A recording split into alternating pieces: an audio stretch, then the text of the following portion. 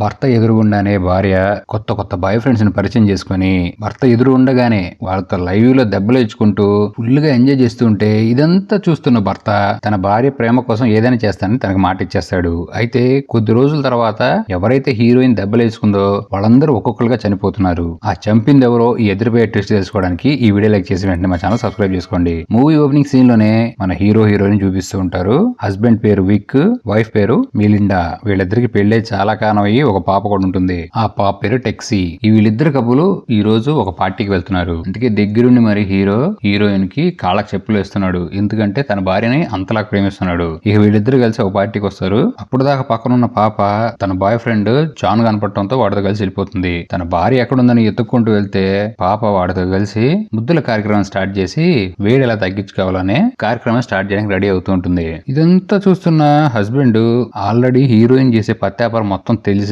తన్ని లవ్ చేస్తున్నాడు కాబట్టి తను చేసేయన్ని యాక్సెప్ట్ చేస్తున్నాడు కూడా. హీరోయిన్ చూసినా సరే సైడ్ కి వెళ్ళిపోతాడు మనోడు. అప్పుడే హీరో ఫ్రెండ్ ఒక వచ్చి ఏంటి మీ ఆవిడ ఎవరితో కలిసి తిరుగుతుందంటే నాకు నా భార్య మీద ఎటువంటి కోపం గాని డౌట్ గాని లేదు. తను చేసే అన్ని పత్యాపారాలు నాకు తెలుసు. అయినా సరే ఐ లవ్ హర్ అని ఒక ఎమోషనల్ డైలాగ్ చెప్తాడు.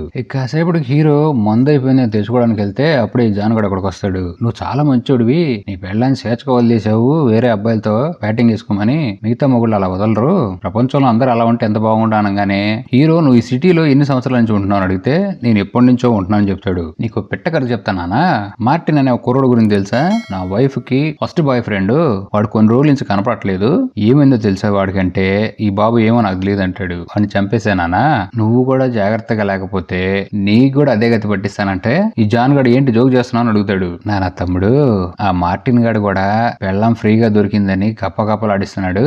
ఆడి ప్లేస్ లోకి ఇప్పుడు నువ్వు వచ్చావు, ఒకసారి ఆలోచించుకున్నానా అంటంతో ఈడిక వాట్సాప్ అయిపోయి సైలెంట్ గా ఏం మాట్లాడకుండా అక్కడి నుంచి వెళ్ళిపోతాడు. ఈ పాప మొగుడు పక్కన ఉన్నా సరే రే ఆగరా ఆగరా అంటుంటే వాడేమో చాలేమ్మా నీకు నీ మొగుడుకు దండం అని వాడు వెళ్ళిపోతే పార్టీ అయిపోయిన తర్వాత హీరోయిన్ ఏంటి కొత్త బాయ్ ఫ్రెండ్ కి ఏం చెప్పావు నా గురించి, వాడంతా భయపడి వెళ్ళిపోయాడంటే నేనేం చెప్పలేదు పాప అని ఇంటికి తీసుకొచ్చేస్తాడు. అక్కడి నుంచి ఇంటికి వచ్చిన తర్వాత ఈ పాప హీరోయిన్ ఎంత ఓపెన్ మైండెడ్ అంటే తన కూతురు బేబీ సిట్టర్ కళ్ళ ముందే పైన టాప్ ఇప్పి తిరుగుతూ ఉంటుంది. హీరో గాడు భయపడి సచ్చిద్దే పాపం అది చిన్నపిల్ల ఏంటి పనులు అని చెప్పి పక్కకి వెళ్ళని పక్క రూమ్ లో పంపిస్తాడు. ఇక నైట్ అవ్వగానే మెల్లగా బాబు తన భార్యకి మసాజ్ చేయడం స్టార్ట్ చేస్తాడు. అది ఊపు అందుకునే లోపు మనోడు ఏదో చేద్దాం అనుకుంటే అక్కడతోనే కట్ చేసి పాప నీ రూమ్ లోకి నువ్వు వెళ్ళిపోని పంపించేస్తుంది. ఇద్దరు మొగుడు పిల్లలుగా కలిసి ఉన్నా గానీ బ్యాటింగ్ మాత్రం జరగట్లా. ఇక హీరో తన ల్యాబ్ లోకి వస్తాడు. అక్కడ చాలా కొన్ని నీళ్లలో బతికే జీవుల్ని పెంచుతూ ఉంటాడు మనోడు. ఎక్కువ శాతం ఈ ల్యాబ్ లోనే గడుపుతూ ఉంటాడు కూడా. నెక్స్ట్ డే తన కూతుర్ని స్కూల్లో దింపేసి బయటకు వస్తున్న టైంలో హీరో ఫ్రెండ్ ఒక ఆమె వస్తుంది. ఏంటి మార్టిన్ గారు నువ్వు చంపేసావంటే ఏంటి, నీ పెళ్ళం కొత్త బాయ్ ఫ్రెండ్ ఊరంతా టామ్ చేసి చెప్తున్నాడంటే లేదు వాడిని ఊరినే భయపెట్టని చెప్పానని చెప్పి ఫ్రెండ్ చెప్పడంతో ఇది విన్న తన ఫ్రెండ్ అవునులే నీ గురించి నాకు తెలియదు, నువ్వు చాలా మంచోడివి, వాడిని అలా భయపెట్టడం చేసి చాలా మంచి పని చేసావు, నీ వైఫ్ నీ దగ్గరే ఉంటుందని చెప్తుంది. అయితే తన ఫ్రెండ్స్ దగ్గరికి వెళ్ళినా కూడా వాళ్ళు కూడా సేమ్ టాపిక్, నీ పెళ్ళం నాడు దెబ్బలాడిస్తున్నాడని చెప్పి చంపేసావు కదరా అంటే లేదురా బాబు వాడి ఊరినే చెప్పాను, వాడు ఊరు మొత్తం టామ్ చేస్తున్నాడు అని చెప్తాడు. ఇంటికి వచ్చిన తర్వాత పెళ్ళం కూడా అదే గొడవ పట్టడం స్టార్ట్ చేస్తుంది. నువ్వు ఎందుకు నా లవర్ మార్టిన్ గారిని చంపేశావు, వాడు మంచిగా రపరపలాడిస్తూ ఉండేవాడు, వాడు చనిపోయాడని నేను చాలా ఫీల్ అయిపోతున్నాను, ఆ దెబ్బలు దొరకట్లేదు నాకంటే వచ్చి నీ అంకమ్మ నీ ఫ్రెష్ బాయ్ ఫ్రెండ్ ఊడికే చెప్పాను వాడు భయపెట్టడానికి, నేను అసలు అలా చేయలేదు అంటున్నా. హీరో మాట వినదు. నువ్వు నా కొత్త బాయ్ ఫ్రెండ్ గారిని ఇంటికి పిలిపించి సారీ చెప్పు, అప్పుడే నేను శాంతిస్తా అంటుంది. ఇక బాబు చేసేదేం లేక ఈ జాన్ గారిని ఇంటికి పిలిపిస్తాడు. ఈ పాప ఎంత ఓపెన్ మైండెడ్ అంటే ముగ్గురు కలిసి మాట్లాడుకున్న టైంలో మొగుడు నువ్వు వెళ్ళి కూతురు గదిలో పడుకో, నేను కలిసి రాత్రి గదిలో గబగబలు అడిగి చేసుకుంటామని మొక్క మీద చెప్పేస్తుంది. కూతురు పక్కన పడుకొని బెడ్ టైం స్టోరీ చదువుతున్నప్పుడు కూతురు ఏమో పాపం చిన్నపిల్ల నీతో అమ్మతో కలిసి పడుకోవాలంది, నాకు ఈ గదిలో వద్దు అంటే హీరో గడి ఏం చెప్పాలో తెలియక తన కూతురు పడుకున్న తర్వాత కిందకి వాటర్ తాగడానికి వెళ్తే తన వైఫ్ ఆ జాన్ కూడా మంచి ఊపులో రప్పలాడి చేసుకుంటూ ఉంటారు. ఎంతైనా మొగుడు కదా, ఇది చూసి కోపం వచ్చి వంట గదిలోకి వెళ్ళి సామాన్లు కింద పడేయడం స్టార్ట్ చేస్తే ఆ సౌండ్ కి ఆల్రెడీ మత్తులో ఉన్న పాప లేదు ఇప్పుడు నువ్వు ఇలాంటి ఏం పెట్టుకోమాక, రేపు పొద్దు నేను కడుగుతాలే, ముందు నాకు కడిగే పనిలో ఉన్నాను నేను. ఈ జాన్ గడు వేసేసి అదిసిపోయాడు, వాడికి ఒక మంచి డ్రింక్ ఇచ్చి రాపో అని చెప్పి హీరోని ఆ జాన్ గడి దగ్గర పంపిస్తుంది. ఈ బాబు ఓపెన్ అయిపోయి ఏం పర్లేదు నువ్వు సారీ చెప్దాం అనుకుంటున్నాను, నేను క్షమించేసాను అంటంతో హీరో గాడు దిమ్మ తిరిగిపోయి ఒక నిజం చెప్తాడు. పెచ్చదవా ఆ మార్టిన్ గాడు నిజంగా అని చెప్పాను, కొన్ని రోజులు నీకు ఆ నిజం తెలిసిపోయిందని చెప్తాడు. దీంతో ఈడికి గుండె గొంతులోకి వచ్చి పరుగు ఈ జాన్ గడు. నెక్స్ట్ డే హీరోయిన్ తన కూతురు ఒక పార్టీకి వెళ్తారు. ఇక్కడ డెన్ అనే ఒక రైటర్ ని కలుస్తారు. వస్తారు. వాడు బాబు విక్ నీ గురించి చెప్పినానా అంటే నేను ఒక ఇంజనీర్ ని డ్రోన్ లో ఉన్న చిప్పులు తయారు చేస్తూ ఉంటానని చెప్తాడు. ఈ రేటర్ గాడు తిక్క తిక్క క్వశ్చన్ కూడా అడుగుతాడు. నువ్వు బాంబులు పెట్టి డ్రోన్ లో అటు ఇటు వేసి ఈ సిటీని పేల్చేస్తావంటే హీరో వీడికి పగిలిపెట్టేటి సమాధానం చెప్పినా గానీ ఈ మాటలు ఎక్కువైపోయి ఈ డెన్ గడు అడుగుతాడు మళ్ళీ ఏంటి నువ్వు మార్టిన్ చంపేశావంట అంటే రైటర్వి నీకే కథల మీద బాగా నమ్మకం ఉందిగా అదేదో నువ్వే ఆలోచించుకొని ఒక డెసిషన్ తీసుకో అని చెప్పి అక్కడి నుంచి వచ్చేస్తాడు. ఇక ఆ పార్టీలో అందరూ మంచిగా డాన్స్ చేస్తూ హీరో కూడా తన ఫ్రెండ్ ఒక అమ్మాయితో డాన్స్ చేస్తుంటే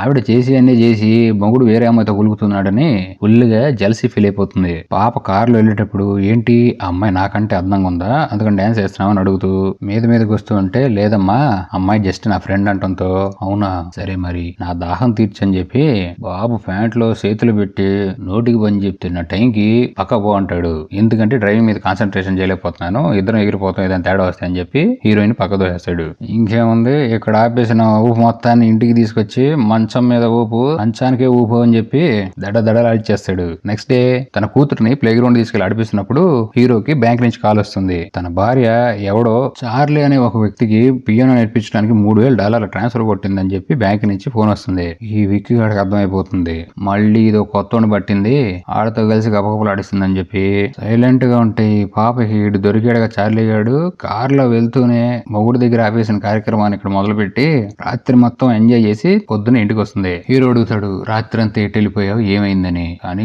ఒక్క ముక్క కూడా సమాధానం చెప్పదు హీరోయిన్. ఇక హీరో చాలా కోపం వస్తుంది.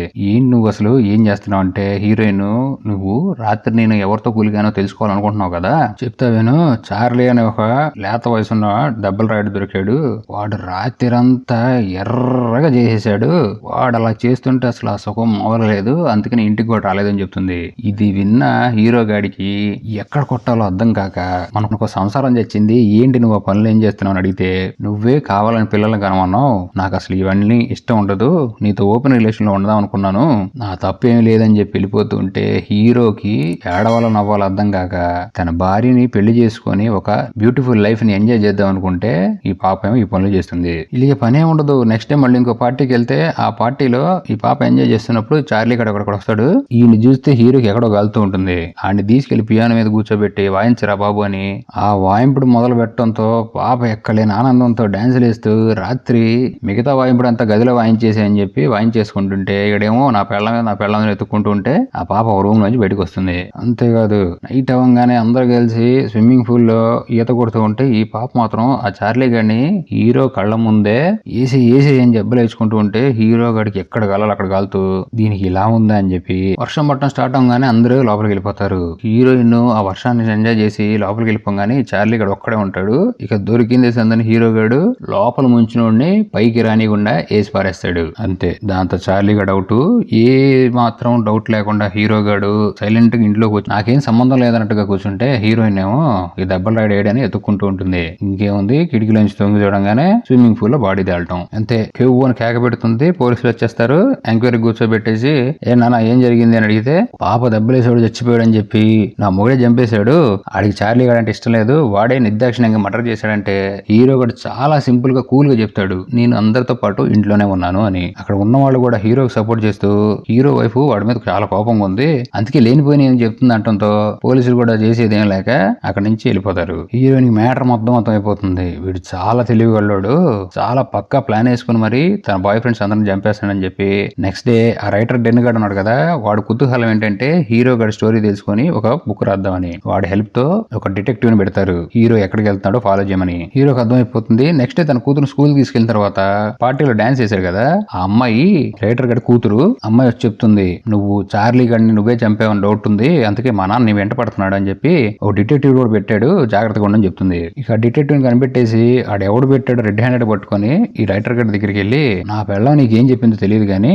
నువ్వు ఏది అనుకుంటున్నావో అదంతా కరెక్ట్ కాదు నీ దగ్గర నుంచి మనుషులు ఎవడైనా సరే మళ్ళీ నా వెంట పడుతున్నట్టుగా కనపడితే చాలా ఎవరం తేడా ఉంటుంది అని అంటే ఈ రైటర్ గాడు లేదు నీ గురించి ఒక స్టోరీ రాసి హీరోని చేద్దాం అనుకుంటున్నాను అంటాడు. వద్దులే బాబు చాలని నీ లిమిట్ లో ఇవ్వండి హీరో బయటకు వచ్చేస్తే ఓ రోజు హీరో రోడ్ లో వెళ్తున్నప్పుడు తన వైఫ్ మళ్ళీ ఒక పుంజుని పట్టిందని చెప్పి మళ్ళీ తలకాయ నొప్పి స్టార్ట్ అయిందిరా అనుకుని ఫీల్ అవుతూ ఉంటాడు. వీడి పేరు రోని. ఒక రోజు ఇంటికి వచ్చేస్తాడు వీడు. ఈ రోని కూడా చెప్తూ ఉంటాడు నీ భార్య నేను పాత స్నేహితులం కొన్ని అనివార్య కారణాల వల్ల చాలా దూరం వెళ్ళిపోయాం మళ్ళీ ఇప్పుడు చాలా దగ్గర అయిపోయాం అని చెప్తే బాబుకి లోపల అగ్నిపర్వతం మండుతూ ఉంటుంది.